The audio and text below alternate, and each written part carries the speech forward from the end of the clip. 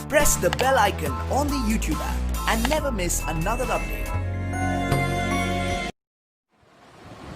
Hello student, मैं जितेश जोगी आपका फिर से स्वागत करता हूं यूट्यूब चैनल पर। आज हम पढ़ने जा रहे हैं नेक्स्ट चैप्टर। इससे पहले हमने 2 चैप्टर पढ़ ली थी, वैसे अपने 3 टॉपिक हो गए थे।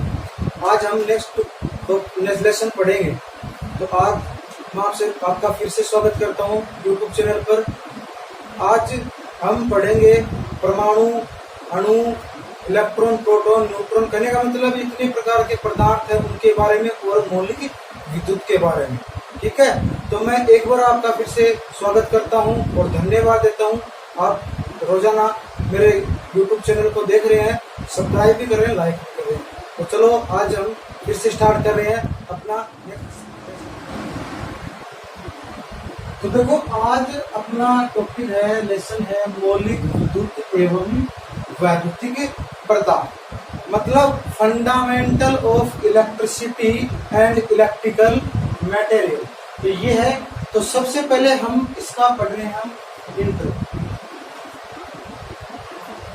तो इसका इंट्रोडक्शन, इसका परिचय क्या हुआ वो बता रहा हूं मैं तो, कि विद्युत जो है वो एक ऊर्जा का रूप होता है। आपको सबको पता है, मैंने बताया भी था पिछली क्लास में। और आजकल, मतलब ये बोलूं एट प्रेजेंट टाइम, तो वर्तमान समय में विद्युत का उपयोग दैनिक दिनचर्या में एक नेसेस, मतलब आवश्यकता पड़ ही रही है।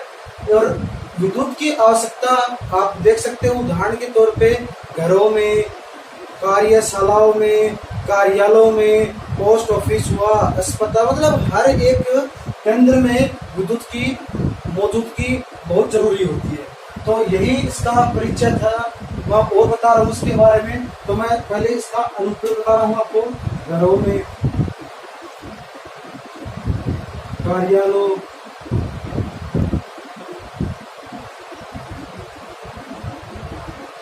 लैबों, अनेक जगहों पर इसका प्रयोग किया जाता है, देख सकते हो। अब मैं बताऊंगा आपको, इसके अंदर ये जो है अनुसंधान केंद्र, अपनी उत्पादन केंद्र है, वहां से तारों व केबलों के द्वारा दूर दूर तक, मैं कहूँ अलग अलग जगह पर विद्युत भेजी जा रही है। आप सबको पता भी होगा, ठीक है, केबलों के द्वारा।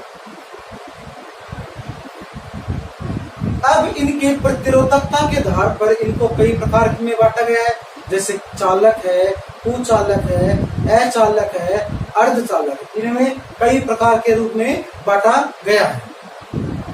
और मैं ये भी कह सकता हूं कि आधुनिक युग में, अब का जो वर्तमान समय चल रहा है, इसमें विद्युत के बिना मानव का जीवन बहुत ही कठिन है। तो कहने का मतलब है आज के युग में मानव का जीवन बहुत ही कठिन है। ठीक है, अब मैं आगे इसका बता रहा हूं, वो गौर से देखिए, ध्यान दिएगा पक्का। अब अपना टॉपिक चलता है विद्युत।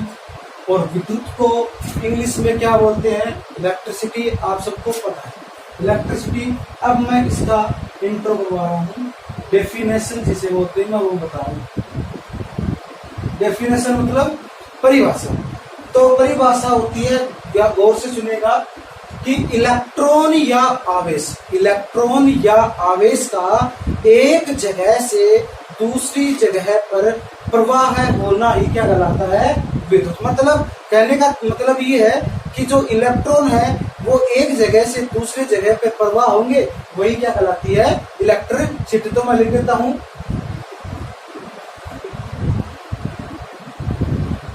इलेक्ट्रॉन का एक स्थान से दूसरे स्थान तक प्रवाह विद्युत। आप देख सकते हो, इलेक्ट्रॉन का एक स्थान से दूसरे स्थान तक प्रवाह ही विद्युत है। ठीक है, और इलेक्ट्रॉन का प्रवाह है वो किसी भी पदार्थ में मतलब इलेक्ट्रॉन का जो प्रवाह वो किसी भी प्रकार के पदार्थ में हो सकता है। और इलेक्ट्रॉन का जो प्रवाह है वो उसकी, तो क्या बताता है, इलेक्ट्रॉन प्रवाह की गति जो है वो पदार्थ के ऊपर निर्भर करती है। मतलब जो उसकी गति होगी वो उसके पदार्थ पर निर्भर करेगी। और मैंने पिछले वीडियो में बताया था जो विद्युत की चाल जो होती है, गति होती है, वो कितनी होती है, तो उसकी होती है 3 × 10⁸ मीटर प्रति सेकंड। ये उसकी चाल है, किसकी, विद्युत की।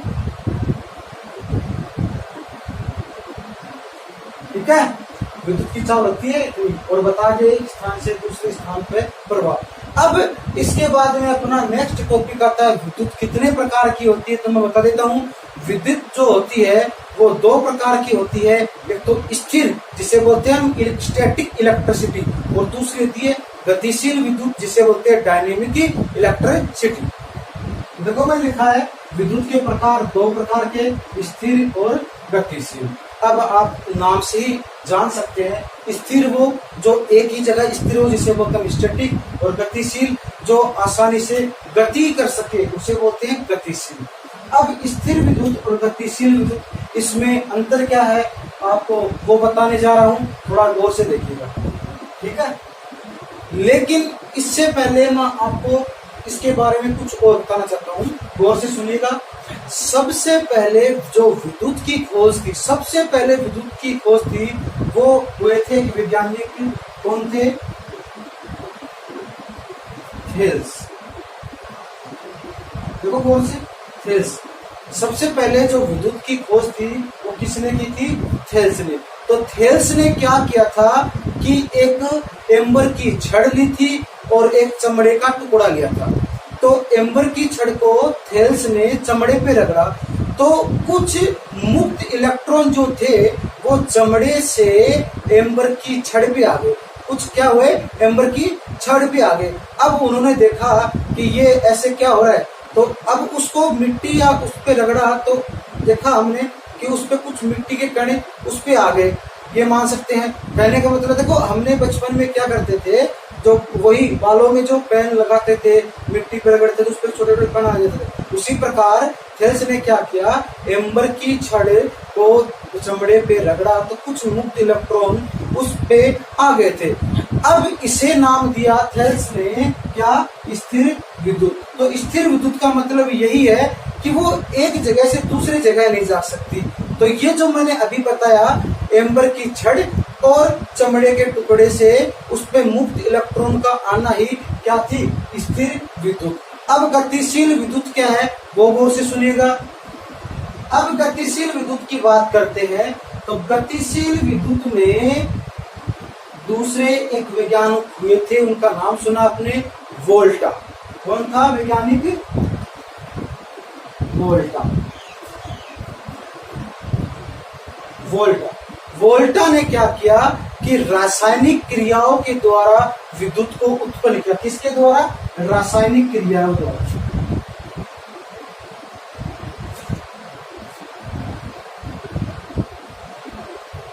रासायनिक क्रियाओं के द्वारा ऐसी विद्युत प्रवाह, ऐसी विद्युत बनाई जो एक स्थान से दूसरे स्थान तक, या मैं कह दूं तारों के केबलों के द्वारा एक स्थान से दूसरे स्थान तक प्रवाह हो सके, उसको उसने नाम दे दिया क्या, गतिशील। गतिशील विद्युत जो थी वो वोल्टा ने, स्थिर विद्युत जो थी वो थेल्स ने।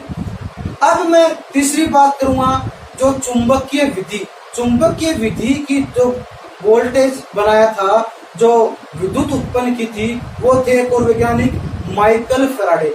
माइकल फैराडे ने चुंबक के द्वारा जो विद्युत बनाई थी चुंबकीय, वो थे माइकल फैराडे। तो तीसरे वैज्ञानिक कौन थे, 1 नंबर, 2 नंबर, 3 से माइकल फैराडे। ये तीसरे वैज्ञानिक थे माइकल फैराडे। तो ये इस प्रकार की है। अब आपकी जो बुक में मिलेगी गतिशील विद्युत, आपकी जो बुक में चल रही गतिशील विद्युत, मैं उसको बता देता हूँ, बाद में आप बहुत सारे बुक में तो ये लिखा है। तो गतिशील विद्युत को आपकी बुक में दर्शाया गया है कि चालकों के द्वारा, चालक के घूमने के द्वारा जो विद्युत प्राप्त होती है वो कौन सी विद्युत, गतिशील विद्युत कहलाती है। ये आपकी बुक में दिया है, चालकों में उत्पन्न विद्युत वाहक बल वो होती है गतिशील विद्युत। अब क्या हुआ कि विद्युत तो बन गई, लेकिन व्यापारिक स्तर पर काम आने वाली विद्युत को ही काम में लिया जाता है। तो व्यापारिक स्तर पे काम आने वाली विद्युत कौन सी थी? गतिशील विद्युत। जो व्यापारिक स्तर पर काम आने वाली विद्युत कौन सी थी? गतिशील विद्युत। अब आगे बढ़िए आप नेक्स्ट टॉपिक। अब इसके बाद में अपना नेक्स्ट टॉपिक आता है गतिशील विद्युत को उत्पन्न कैसे किया जाता है, किन किन क्रियाओं के द्वारा उत्पन्न किया जा सकता है। तो उत्पन्न करने का 4 फॉर्मूले हैं अपने पास, वो चारों ये रहे। देखो, एक नंबर जो है वो प्रकाशीय स्रोत द्वारा कर सकते हैं, नंबर 2 जो है वो तापीय विधि द्वारा कर सकते हैं, नंबर 3 जो है वो चुंबकीय विधि द्वारा कर सकते हैं, और नंबर 4 जो है रासायनिक क्रियाओं के द्वारा कर सकते हैं। गतिशील विद्युत को उत्पन्न करने के स्रोत कितने हैं? 4। वो चारों के चार ही है, आप इन पर देख सकते हैं। ठीक है, अब ये कैसे कैसे करते हैं वो हम पढ़ रहे हैं। अब हम पढ़ेंगे कि कैसे कैसे करते हैं। तो मैं सबसे पहले आपको ये बता रहा हूं, ध्यान सुनिएगा। जो विद्युत का सबसे बड़ा स्रोत है, वो सबसे बड़ा स्रोत जो होता है वो सूर्य है। ठीक है, सूर्य सबसे बड़ा स्रोत है। ये याद रखने की बात है कि पूरे विश्व में पता आपको सूर्य का प्रकाश तो आएगा, इसलिए सूर्य सबसे बड़ा स्रोत है। अब ये चारों बताया था, तो आपसे गौर से देखिए। प्रकाश स्रोत द्वारा कैसे होता है? जो फोटो इलेक्ट्रिक सेल होते हैं, सोलर सेल होते हैं, इनके द्वारा। तो इनमें क्या होती है? सोलर प्लेट लगी होती है। जैसे सूर्य का प्रकाश आया तो उस सूर्य प्रकाश को अपने अंदर सोख लेती है, अपने अंदर इकट्ठा कर लेती है, और उनके द्वारा फिर जितने भी अपने उपकरण लगे उनको जो सप्लाई है वो वितरित डिस्ट्रीब्यूट करती है। अब इसका जो उपयोग है वो हम स्ट्रीट लाइट में लेते हैं। अब नंबर 2 है अपनी तापीय विधि द्वारा। तो तापीय विधि द्वारा में सबसे इंपॉर्टेंट है, जो तापीय विधि द्वारा है, इसका सबसे इंपॉर्टेंट है थर्मोकपल विधि। कौन सी विधि है? थर्मोकपल विधि। अब ये थर्मोकपल विधि क्या है? इसमें 2 अलग अलग प्रकार की धातुओं के संगम बिंदु को गर्म किया जाता है, जिसमें उससे विद्युत धारा उत्पन्न हो जाती है, और यही विधि क्या कराती है? थर्मोकपल। मतलब 2 अलग अलग प्रकार की धातु ले ली, अब उसको जहां जोड़ेंगे उससे संगम बिंदु को गर्म कर लेंगे, और उसमें क्या हो जाएगी? विद्युत धारा उत्पन्न हो जाएगी। कौन सी विधि है? थर्मोकपल विधि। अब नेक्स्ट है चुंबकीय विधि। चुंबकीय विधि द्वारा में चुंबकीय क्षेत्र, इसमें कहता है कि चुंबकीय क्षेत्र जो है उसमें चालक को घुमाया जाता है और उसमें विद्युत वाहक बल उत्पन्न हो जाता है। यही क्या है? अपनी चुंबकीय विधि द्वारा, और इसका उपयोग आप देख सकते हो मोटर जनरेटर में पर किया जा रहा है। नेक्स्ट है रासायनिक क्रियाओं के द्वारा। रासायनिक क्रिया में क्या होता है? जो अपने इलेक्ट्रोलाइट होती है उसको रासायनिक क्रियाओं के द्वारा उसके आयनों को विभक्त, उनके आयनों को तोड़ लिया जाता है, और तोड़ने के बाद में उसका प्रयोग हम करते देखते हैं रासायनिक क्रियाओं के द्वारा। तो इसका जो प्रयोग है, रासायनिक क्रिया का प्रयोग जो है वो आप देख सकते हो, सेल है, बैटरी है, इनमें किया जा रहा है। ठीक है, तो ये चारों की चार होगी। हमने बता दिया प्रकाश स्रोत, तापीय विधि, चुंबकीय विधि, रासायनिक क्रिया के द्वारा। एक बार आप इसे देख सकते हैं सारा का सारा। ठीक है, अब अपना नेक्स्ट टॉपिक। अब अपना नेक्स्ट टॉपिक है विद्युत से संबंधित मूल, मतलब विद्युत से संबंधित कुछ मूल पद है वो बता रहे हैं। इसमें 1 नंबर मैंने लिया है पदार्थ। 1 नंबर लिया है पदार्थ। पदार्थ क्या होता है वो देखो। पदार्थ होता है जिसका कोई निश्चित भार हो, मतलब जिसका कोई निश्चित भार हो और जो स्थान घेरता हो, उसे क्या कहते हैं? पदार्थ। मतलब मैं लिख देता हूं, जिसका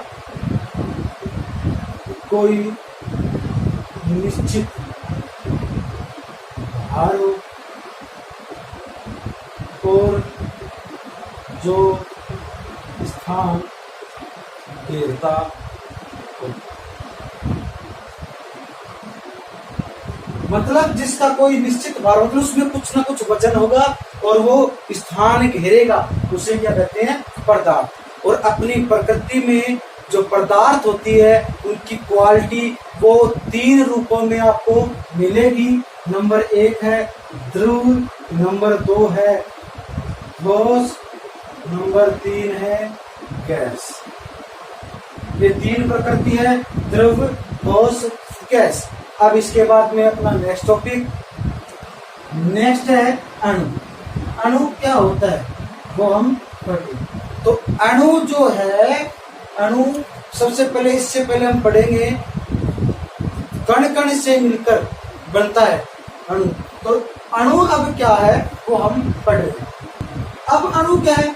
अणु वह छोटे से छोटा भाग, वह छोटे से छोटा भाग होता है जिसमें सभी प्रकार के गुण विद्यमान होते हैं पदार्थ के। पदार्थ के सभी गुण विद्यमान होते हैं। तो मैं यहाँ पे आपको डेफिनेशन लिख भी देता हूं। देखो, पदार्थ का वह छोटे से छोटा भाग जिसमें सभी गुण होते हैं, और सभी गुण किसके होंगे? पदार्थ के। ठीक है, पदार्थ का वह छोटे से छोटा भाग जिसमें सभी गुण होते हैं।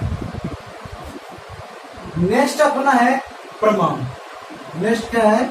परमाणु। परमाणु किसे कहते हैं? तो परमाणु किसे कहते हैं? पदार्थ का वह छोटे से छोटा भाग जो रासायनिक क्रियाओं में भाग ले सकता है, उसे क्या कहते हैं? परमाणु। या कह दूं मैं, रासायनिक क्रियाओं के द्वारा पृथक किया जा सकता है, उसे क्या कहते हैं? परमाणु। मैं एक बार यहाँ लिख भी देता हूं। देखो, पदार्थ का वह छोटे से छोटा कण जो रासायनिक क्रियाओं में भाग ले सकता है, उसे क्या कहते हैं? परमाणु। और इससे क्या कहता है हमें, जो, या मैं ऐसे कहता हूं, पदार्थ का वह छोटे से छोटा कण जो रासायनिक क्रियाओं में भाग ले सकता है, और मैंने बताया रासायनिक क्रियाओं के द्वारा पृथक अलग किया जा सकता है, उसे क्या कहते हैं? परमाणु। अब नेक्स्ट है परमाणु संरचना। तो परमाणु संरचना में हम यही समझेंगे, जो परमाणु संरचना की बात करूं तो सौरमंडल की तरह ही समझेंगे कि सौरमंडल जो है उसका मुख्य केंद्र होता है सूर्य, और सूर्य के इसके चारों ओर क्या क्या परिक्रमा करते हैं, जो ग्रह हैं अपने, वो सारे के सारे उसके सौरमंडल के केंद्र जो सूर्य है उसके चारों ओर परिक्रमा करते हैं। सोम, बुध, ये मतलब चारों ओर उसके चक्कर करते हैं। उसी प्रकार जो होता है इस अपना परमाणु संरचना है। तो जो परमाणु है वही प्रकृति का सबसे छोटा कण नहीं है। परमाणु जो है वो सबसे छोटा कण नहीं है प्रकृति का। क्यों? क्योंकि जो परमाणु है वो भी मिलकर बना होता है किससे? Electron, proton, neutron. किससे मिलकर बना होता है? Electron, proton, neutron. ठीक है, अब इलेक्ट्रॉन, प्रोटॉन, न्यूट्रॉन से मिलकर बना होता है। अब उससे समझेंगे सौरमंडल का केंद्र जो होता है वो होता है सूर्य, और उसके चारों ओर परिक्रमा करते हैं क्या? सूर्य के चारों ओर परिक्रमा करते हैं सोम, मंगल, बुध। ठीक है, तो ये होता है परमाणु संरचना। तो सौरमंडल की बात करें, अब बात है अपनी परमाणु की। तो परमाणु जो होता है उसका भी एक केंद्र होता है, और उसका केंद्र होता है नाभिक। और जो नाभिक होता है वो केंद्रीय सघन भाग होता है, और नाभिक के चारों ओर परिक्रमा करते हैं इलेक्ट्रॉन। इसीलिए मैंने सौरमंडल की बात की थी। ठीक है, तो परमाणु में सबसे छोटा कण नहीं है प्रकृति का, इससे मिलकर बना होते हैं इलेक्ट्रॉन, प्रोटॉन, न्यूट्रॉन से मिलकर बना होता है। और इसका केंद्रीय सघन भाग जो होता है वो नाभिक होता है, और नाभिक के चारों ओर परिक्रमा करते हैं क्या? इलेक्ट्रॉन। और इलेक्ट्रॉन जो है वो परिक्रमा करते हैं, और कक्षीय परिक्रमा करते हैं, तो कक्षाओं में परिक्रमा करते हैं। ठीक है, और जो इलेक्ट्रॉन, प्रोटॉन, न्यूट्रॉन जो होते हैं वो उसके नाभिक में ही होते हैं। कहने का मतलब नाभिक में ही सम्मिलित होते हैं। और जो ये कक्ष होती है ये दीर्घवर्तीय होती है। कौन सी होती है? दीर्घवर्तीय। अब मैं जो ये परिक्रमा आपको एक चित्र बना के दिखा रहा हूँ, अगर नहीं समझ में तो एक चित्र से समझो। आप देखो गौर से, ये चित्र देखो, ये हो गया अपना नाभिक, और नाभिक में मिलता है क्या होते हैं? प्रोटॉन, न्यूट्रॉन, ड्यूट्रॉन, ये होते हैं। देखो, ये तो हो गए प्रोटॉन और ये हो गया न्यूट्रॉन, और ये कक्षाएं होगी। बताया था ना कक्षाएं, और कक्षाएं हमेशा कौन सी होती है? दीर्घवर्तीय। और इलेक्ट्रॉन इसके नाभिक के चारों ओर कक्षाओं में तो होता था ना, कक्षाओं में परिक्रमा करेगा। ये ये कक्षाएं होंगी, परिक्रमा कर रही है कौन? इलेक्ट्रॉन। तो ये चित्र है, ठीक है, इसे आप समझ सकते हो, देख सकते हो वो।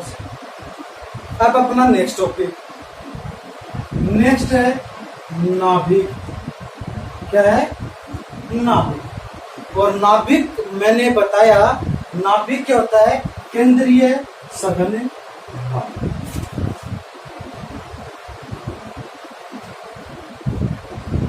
क्या होता है? केंद्रीय सघन भाग। क्या होता है? केंद्रीय सघन भाग किसका? परमाणु का। किसका? परमाणु का, ठीक है। परमाणु का केंद्रीय सघन भाग होता है नाभिक। और नाभिक में क्या होते हैं? नाभिक में होते हैं प्रोटॉन, न्यूट्रॉन। तो कहने का मतलब है इसके जो केंद्रीय सघन भाग है नाभिक, उसमें क्या उपस्थित होते हैं? दो कण उपस्थित होते हैं, प्रोटॉन और न्यूट्रॉन्स। और ये दोनों जो कण हैं वो एक बल के द्वारा बंधे होते हैं, उस बल को बोलते हैं अंतर आणविक बल। तो प्रोटॉन जो न्यूट्रॉन दोनों जो प्रकार के कण हैं वो नाभिक में उपस्थित होते हैं और नाभिक में अंतरा आणविक बल के द्वारा बंधे होते हैं। मैं लिख देता हूं, अंतरा आणविक बल के द्वारा बंधे होते हैं, ठीक है। ये होगा तुम्हारा नाभिक। गौर से देखिएगा। नेक्स्ट है प्रोटॉन। नेक्स्ट क्या है? प्रोटॉन। अब प्रोटॉन क्या है? तो प्रोटॉन प्रकृति का ही एक मूल कण है। क्या है? प्रकृति का ही मूल कण है। प्रकृति का ही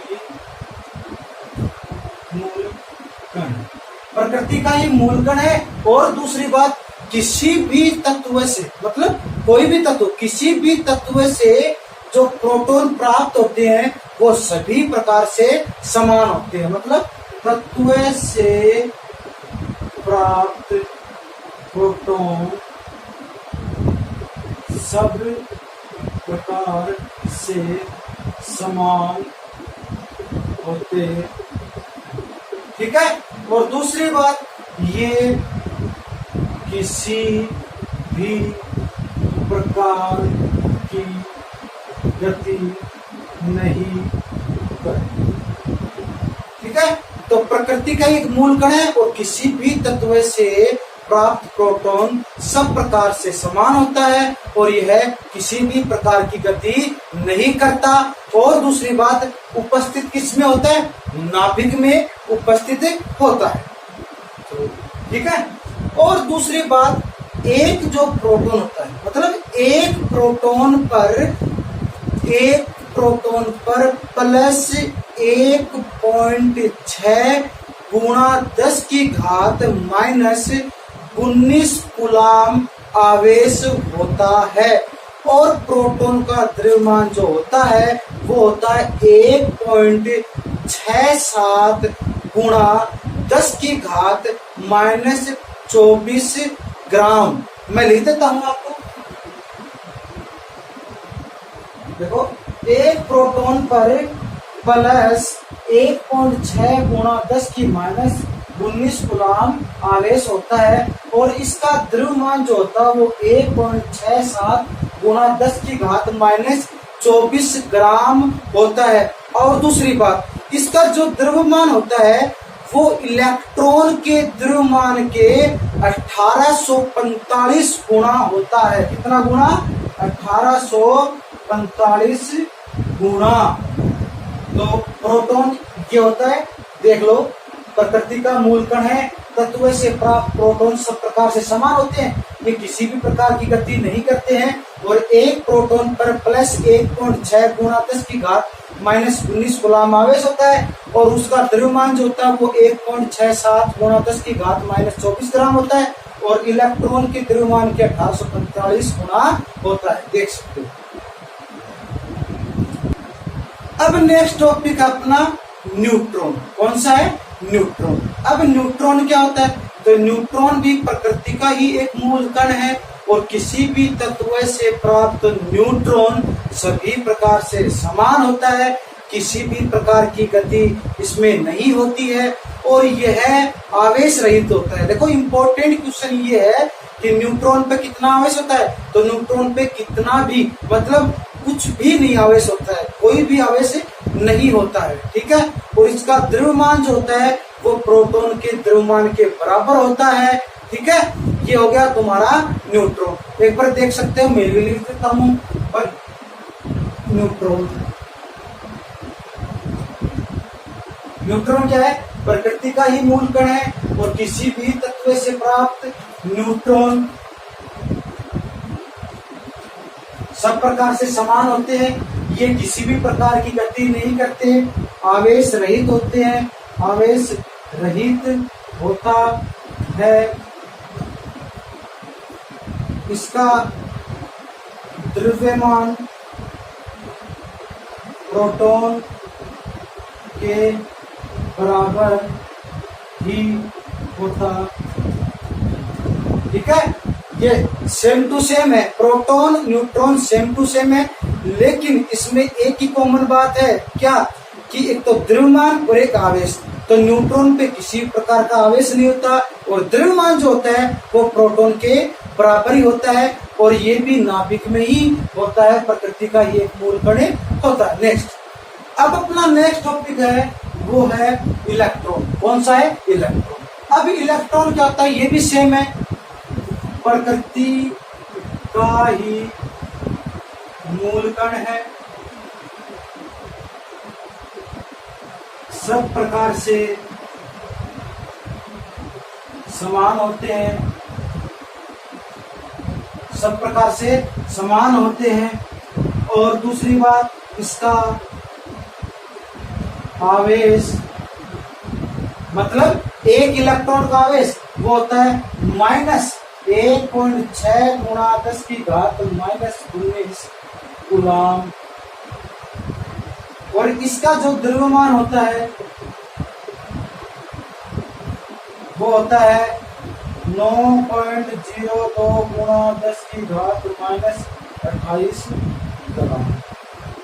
ये लो, वही बात है, प्रकृति का ही मूल कण है, किसी भी तत्व से प्राप्त सब प्रकार के इलेक्ट्रॉन समान होते हैं। इसका जो आवेश होता है वो -1.6 गुणा 10 की घात -19 कूलम आवेश होता है और इसका द्रव्यमान जो है वो होता है कितना, 9.02 गुणा 10 की घात -28 ग्राम, ठीक है।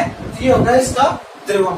अब इसमें एक इम्पोर्टेंट बात है, इलेक्ट्रॉन जो होते हैं वो दो प्रकार की गति करते हैं, दो प्रकार की गति करते हैं। एक नंबर तो चक्रण गति, नंबर 2 कक्षीय, ठीक है। दो प्रकार की गति करते हैं, ये मैंने बताया है, इंपॉर्टेंट है। दो प्रकार की गति करते हैं, चक्रण गति, कक्षीय गति। एक बार आप पूरा का पूरा देख सकते हैं। अब नेक्स्ट टॉपिक, अब नेक्स्ट अपना परमाणु संरचना का नियम। परमाणु संरचना का नियम, तो परमाणु संरचना का नियम क्या है वो सुनो, उससे पहले मैं कुछ बात बता रहा हूं। परमाणु सामान्य अवस्था में आवेश रहित होता है, आवेश रहित होता है सामान्य अवस्था। क्यों? क्योंकि इसमें प्रोटॉन और इलेक्ट्रॉन की संख्या जो होती है वो बराबर होती है, अर्थात उसमें धनावेश और ऋणावेश बराबर होते हैं, तुल्य होते हैं। नंबर 1 तो ये हो गया। नंबर 2, इसमें भरने के लिए इसमें हम कक्षा बनाते हैं और कक्षा जो होती है वो KLMNO ये होती है, ठीक है। मैं आपको लिख के बताता हूँ।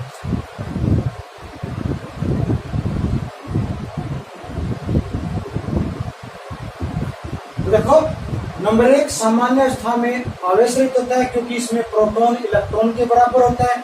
नंबर 2, इसमें जो विद्यमान कक्षा है उनको KLMNOPQ से लिखते हैं। नंबर 3 है इलेक्ट्रॉन्स का वितरण जो बांटेंगे वो 2n स्क्वायर सूत्र से बढ़ते हैं। इसमें n जो है वो कक्षा है, n बराबर क्या है, कक्षा। ठीक है, अब कक्षा कौन सी है, उसमें कैसे बढ़ते हैं वो मैं आपको बता रहा हूं। वो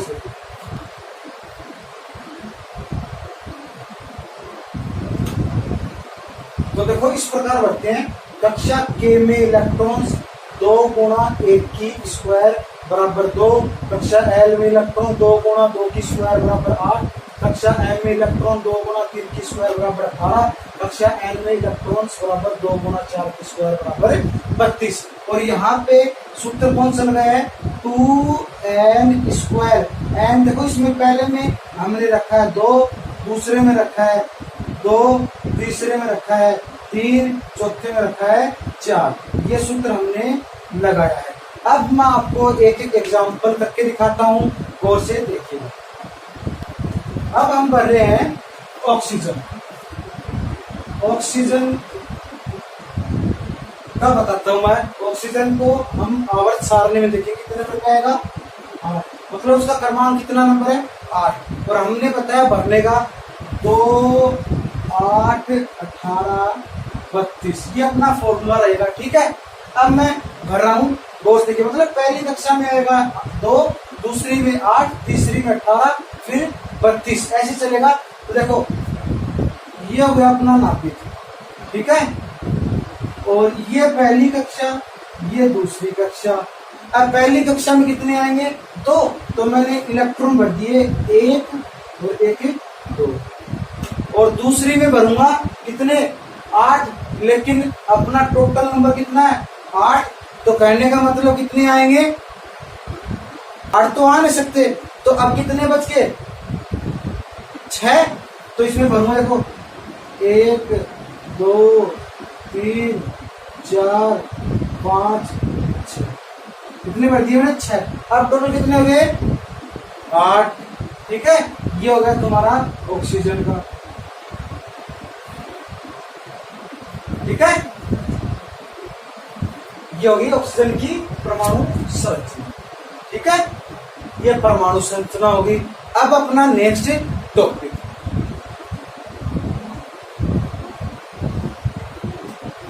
अब अपना नेक्स्ट है परमाणु क्रमांक या परमाणु संख्या। एक ही बात है, परमाणु क्रमांक व परमाणु संख्या।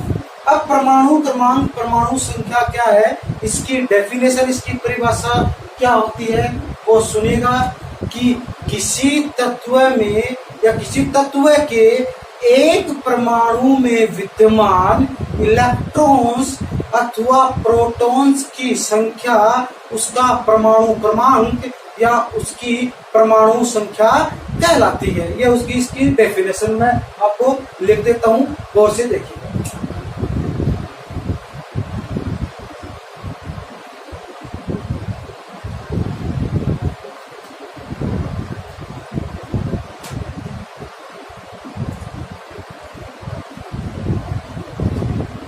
देखो, किसी तत्व के एक परमाणु में विद्यमान इलेक्ट्रॉन्स अथवा प्रोटॉन्स की संख्या उसका क्या कहलाता है, परमाणु क्रमांक या परमाणु संख्या।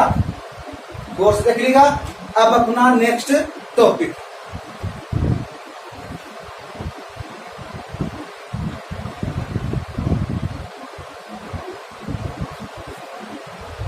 नेक्स्ट है अपना परमाणु भार।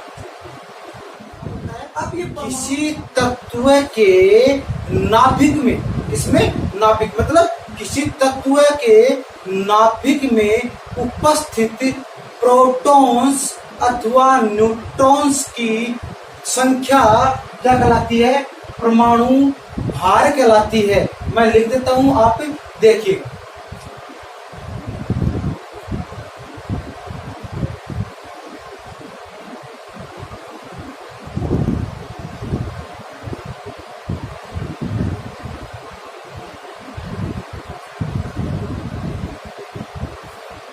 देखिएगा, लिखा है किसी तत्व के एक परमाणु के नाभिक में विद्यमान प्रोटॉन्स अथवा न्यूट्रॉन्स की कुल संख्या परमाणु भार या द्रव्यमान संख्या कहलाती है। तो आपको सबको पता है, मैंने बता दिया थोड़ी देर पहले कि नाभिक में क्या उपस्थित होते हैं, प्रोटॉन्स और न्यूट्रॉन्स, और नाभिक के चारों ओर परिक्रमा करते हैं कौन, इलेक्ट्रॉन्स। और इलेक्ट्रॉन्स किसमें कक्षाओं में करते हैं, इलेक्ट्रॉन्स कक्षाओं में करते हैं। और कितने प्रकार की गति करते हैं, दो प्रकार की, चक्रण और कक्षीय।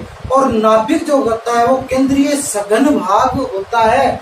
लेकिन हम बात कर रहे हैं परमाणु भार की, तो परमाणु भार में तत्व के एक परमाणु के नाभिक में उपस्थित प्रोटॉन्स अथवा न्यूट्रॉन्स की कुल संख्या उसका परमाणु भार या द्रव्यमान संख्या कहलाती है। और हमें अगर किसी तत्व का परमाणु भार और परमाणु क्रमांक पता हो तो हम उसकी परमाणु संरचना भी ज्ञात कर सकते हैं, वो भी आसानी से। जैसे मैं आपको एक तरीका बताता हूँ, गौर से देखिएगा, ठीक है। मैं उदाहरण देता हूँ आपको, गौर से देखना। तो देखो, तांबे का परमाणु भार तो है 64 और परमाणु क्रमांक है 32। तो 64 में से 32 मैंने घटा दिए तो बच गया 35, ठीक है। बच गया कितना, 35। तो तांबे में न्यूट्रॉन्स की संख्या जो होगी वो कितनी होगी, 35। अब परमाणु संरचना बनाएंगे तो उसमें हम कक्षा के एल तो कक्षा के में आएंगे 2, कक्षा एल में आएंगे 8, एम में आएंगे 18, एन में आएंगे 1। ये हो गया परमाणु संरचना, ठीक है। अब आज का अपना टॉपिक यही खत्म होता है। अब अगली क्लास में हम इसके बाद का जो टॉपिक है वो पढ़ेंगे। ये मेरी क्लास पहली थी। अब नेक्स्ट क्लास आएगी क्लास 2, उसमें हम टोटली विद्युत धारा के बारे में पढ़ेंगे कि विद्युत धारा क्या होती है, कितने प्रकार की होती है, इसका मात्रक क्या होता है, 1 एम्पियर की क्या परिभाषा होती है, ये सब पढ़ेंगे, ठीक है। तो मैं जितेश जोगी अपनी क्लास आज यही समाप्त करता हूँ। आपसे मैं दोबारा मिलूंगा क्लास 2 में, वो भी एक नए टॉपिक के साथ। तो मैं अभी आपसे अलविदा कहता हूँ, विदा लेता हूँ। अब मिलेंगे अपनी नेक्स्ट क्लास में। और मैं आपको धन्यवाद कहता हूँ कि आप मेरी बार क्लास देख रहे हैं, उसको लाइक भी कर रहे हैं, उसे सब्सक्राइब भी किया आपने, उसमें कमेंट भी कर रहे हैं और शेयर भी कर रहे हैं। और आप इसी तरह मेरा हौसला बढ़ाए रखें, आप इसी तरह मुझे पसंद कीजिए, लाइक करते रहे, और मैं इसी तरह आपको नई क्लास हर रोज अपडेट करता रहूंगा, ठीक है। तो आज मैं यही कहता हूँ, धन्यवाद, आपका बहुत बहुत शुक्रिया।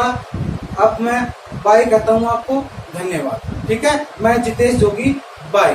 Bell icon on the YouTube app and never miss another update.